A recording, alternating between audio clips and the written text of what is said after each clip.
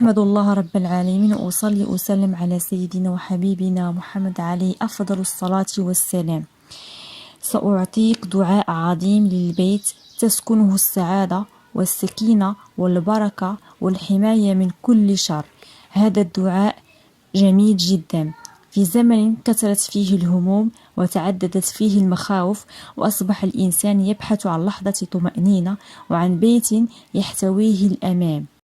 سأبدأ بدعاء النبي عليه الصلاة والسلام، حيث كان يقول: أعوذ بكلمات الله التامات من شر ما خلق. كما كان الرسول عليه الصلاة والسلام يدعون لقراءة سورة البقرة، حيث قال أن الشيطان يفر من البيت الذي تقرأ فيه سورة البقرة، فسورة البقرة تنفر الشياطين من البيت، تطرد الشياطين من البيت. البيت الذي تقرأ فيه سورة البقرة تكثر فيه البركة والرزق والخير.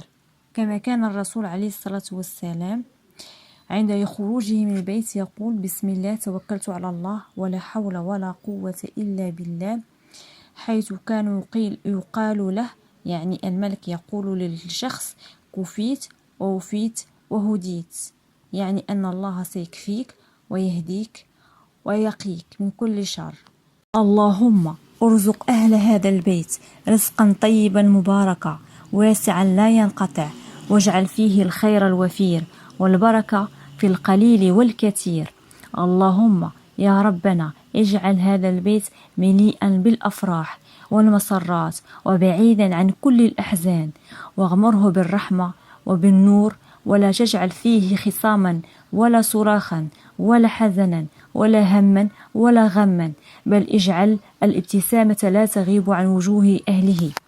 اللهم اجعل هذا البيت مأوى للسكينة والطمأنينة، واجعله يا ربنا يا مولانا دار ستر لا يفضح فيه أحد ولا يكسر فيه قلب، واجعله بيتا تتلى فيه آياتك آناء الليل وأطراف النهار، واجعل لساننا ذاكرا لك، واجعل صلواتك تقام فيه بالليل والنهار. اللهم يا ربنا إننا نستودعك في هذا البيت ومن فيه، فاحفظهم بحفظك الذي لا يرام وبعينك التي لا تنام، وحصنهم من الحسد ومن السحر ومن العين ومن كل شر ومن كل شيطان وهامة، وابعد عنهم الهم والغم، واطرد عنهم كل شر وضرر، واجعلهم من دين بحفظك من كل شر وضرر ظاهرا أو خافيا، ما علمنا منه ما لم نعلم، واحمهم من الأمراض ومن الأوجاع ومن الكوارث والحوادث والبلاء والفتن ما ظهر منها وما بطن.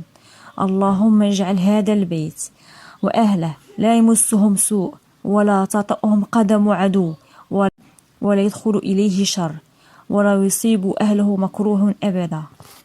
اللهم ارزق أهله سعادة لا تنتهي أبدا، وسرورا لا يشوبه حزن، وراحة بال لا تزول أبدا، واجعل أيامهم القادمة أجمل مما مضى، وافتح لهم أبواب الرزق من حيث لا يحتسبون، إنك واسع عليم. اجعل أهل هذا البيت محطة نجاح وانطلاقة بركة ومكان راحة لكل من يسكنه ويزوره. اللهم اجعل هذا البيت بيت طاعة وبيت عبادة وبيت قرآن، واجعله من البيوت التي تحبها وتسكنها الملائكة وتفر منها الشياطين. اللهم اجعل كل يوم فيه خير وفيه رزق وفيه فرح وفيه سكينة. اللهم اجعل فيه حياة جميلة لا تنسى. اللهم إنا نستودعك ديننا وأهلنا وأولادنا وأحبابنا وبيوتنا. اللهم اجعله بيت تبارك فيه في صحتنا وفي أولادنا وفي أعمارنا وفي أوقاتنا وأرزاقنا، وراحة بال لا تترك، وقلوب لا يعرفها هم ولا غم، وصدور لا تضيق أبدا. أعطيكم كذلك دعاء النبي عند الخروج من البيت. كان النبي عليه الصلاة والسلام عند الخروج من البيت يقول: بسم الله توكلت على الله ولا حول ولا قوة إلا بالله. كان يرددها 3 مرات قبل الخروج من البيت، ثم يخرج من البيت وهو قد وقى نفسه من كل شر لأنه توكل على العزيز العليم. هذا الدعاء ليس مجرد كلمات فقط، بل هو مفتاح روحي، لو تمسكت به بيقين ستجد تغيرا في حياتك وراحة في صدرك وسكينة في بيتك.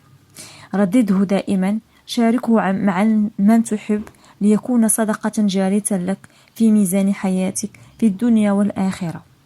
لا تنسى أن تشاركنا هذا الفيديو مع كل شخص تكون سببا في تغيير حياة شخص نحو الأفضل. اجعل هذا الدعاء جزءا من يومك وسيجعل الله بيتك قطعة من الجنة بإذن الله إن شاء الله. أتمنى لكم صحة جيدة، ومن هنا أقول لكم إن أعجبكم الفيديو فلا تبخلوا علي بلايك، تعليق والاشتراك في القناة. وما توفيقي إلا بالله، عليه توكلت وإليه أنيب. والسلام عليكم.